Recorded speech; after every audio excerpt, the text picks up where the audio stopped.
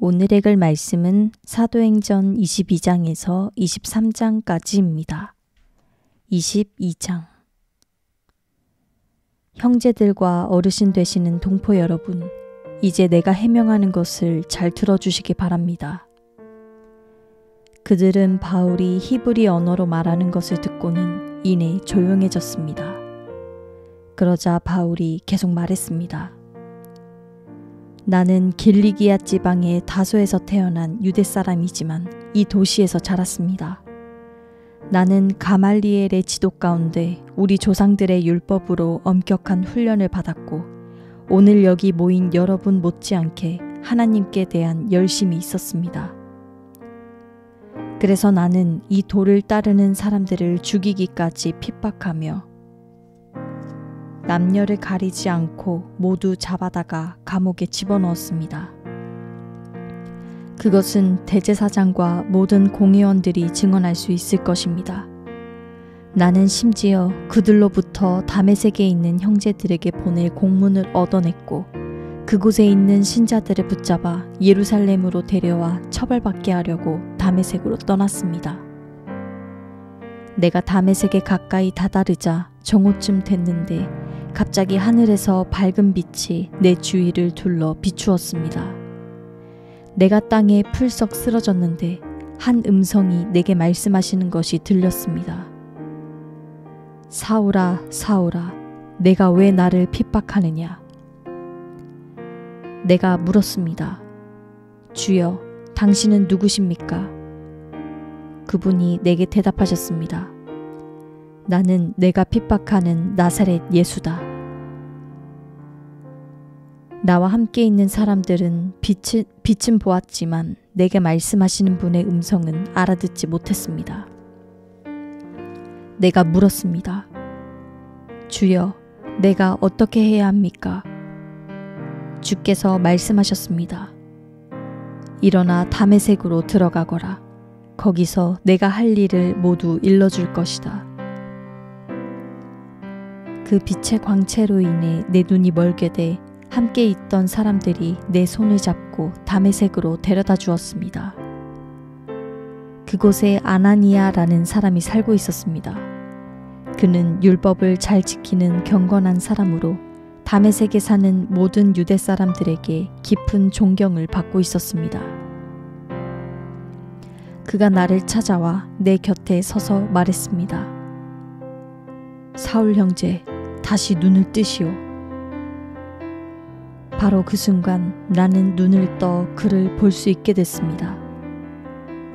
그러자 아나니아가 말했습니다.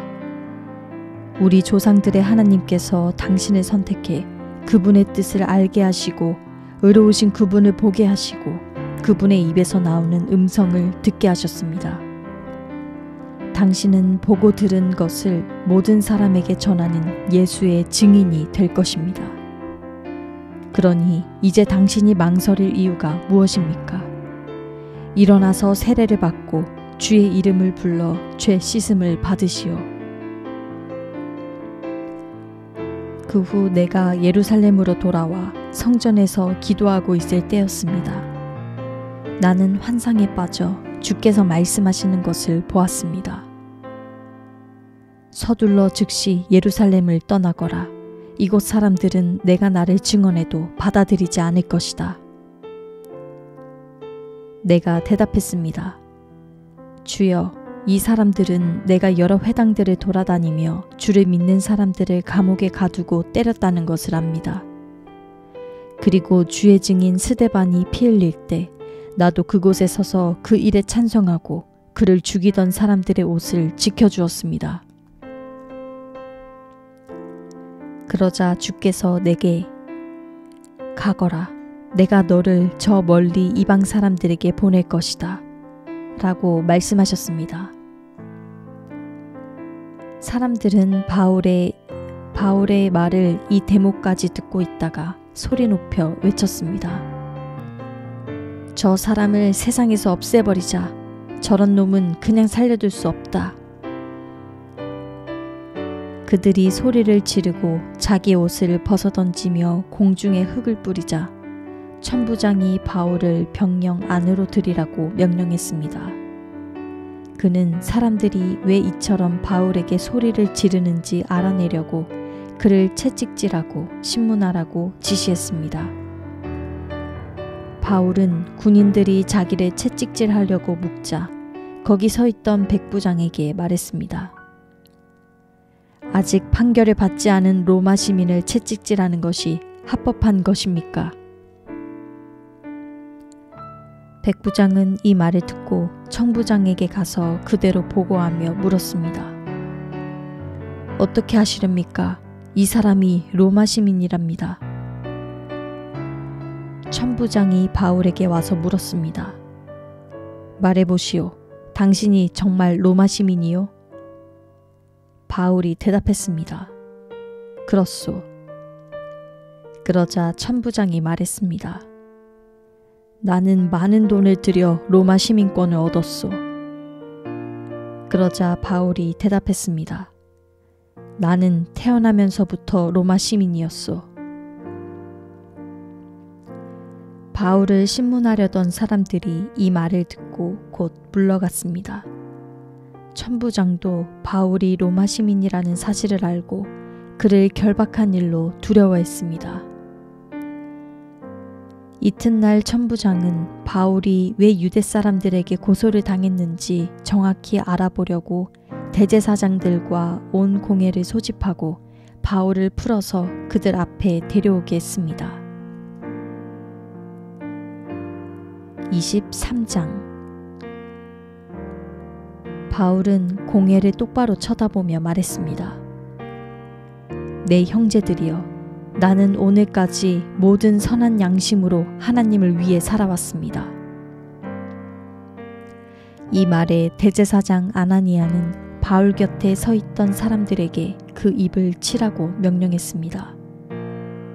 그러자 바울이 그에게 말했습니다. 하나님께서 당신을 치실 것이요. 당신은 회칠한 무덤과 같소. 당신은 거기 앉아 율법에 따라 나를 심판하면서 도리어 당신 자신은 율법을 어기고 나를 치라고 명령하고 있지 않소. 바울 곁에 서 있던 사람들이 말했습니다. 어디 감히 하나님의 대제사장을 모욕하느냐? 바울이 대답했습니다. 형제들이여, 나는 그가 대제사장인 줄 몰랐습니다. 기록되기를 내 백성의 지도자를 모욕하지 말라고 했으니 말입니다.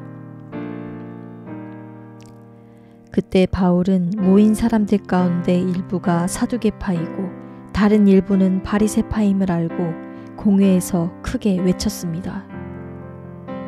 내 형제들이여, 나는 바리새파 사람이며 바리새파 사람의 아들입니다. 나는 지금 죽은 사람들이 부활할 것이라는 소망 때문에 재판을 받고 있습니다. 그가 이렇게 말하자 바리새파 사람들과 사두개파 사람들 사이에서 논쟁이 일어나 회중은 반으로 나뉘었습니다. 사두개파 사람들은 부활이 없으며 천사나 영도 없다고 주장하는 반면 바리새파 사람들은 그 모든 것을 인정했기 때문입니다. 그래서 큰 소동이 일어났습니다.